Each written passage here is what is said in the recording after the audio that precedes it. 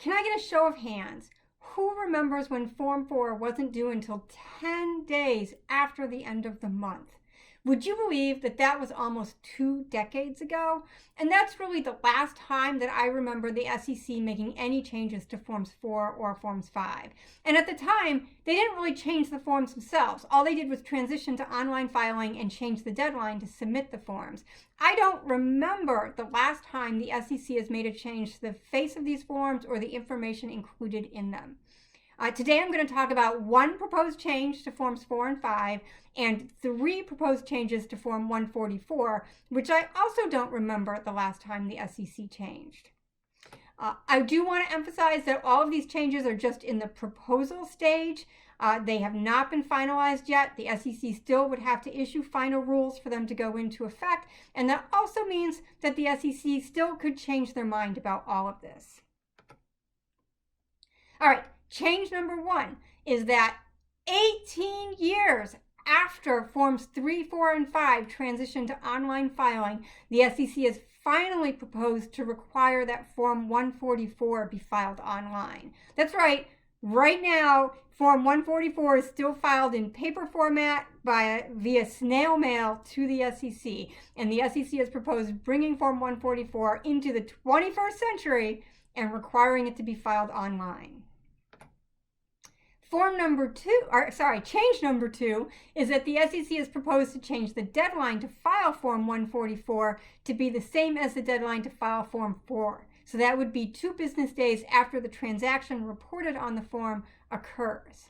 Changes 1 and 2 pave the way for change number 3, which is that the SEC is proposing to develop an interface that will allow insiders to complete both Form 4 and Form 144 at the same time.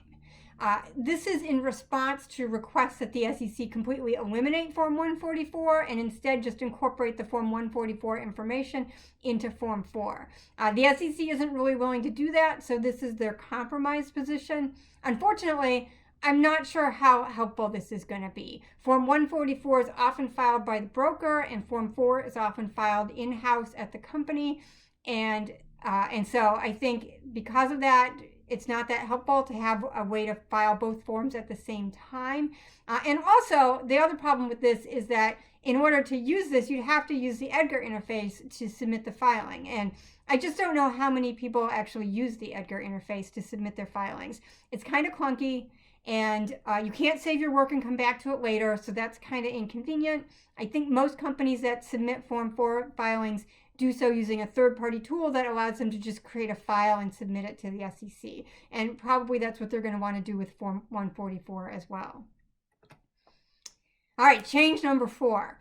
This is that the SEC has proposed to add a checkbox to Forms 4 and 5 that would indicate when transactions are made pursuant to a Rule 10b5-1 plan.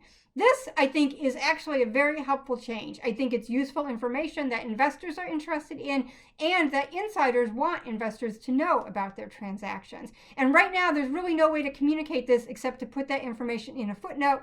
And we all know nobody reads the footnotes. So having this checkbox, I think, would be very helpful. It would be optional, so insiders wouldn't have to complete the checkbox if they didn't want to. They could continue to put that information in a footnote, or they could do both, or neither. It would be completely up to them. All of these proposed changes are covered in the NASPP webinar 2021 Section 16 Developments with Ellen Dye, which is available to NASPP members on our website.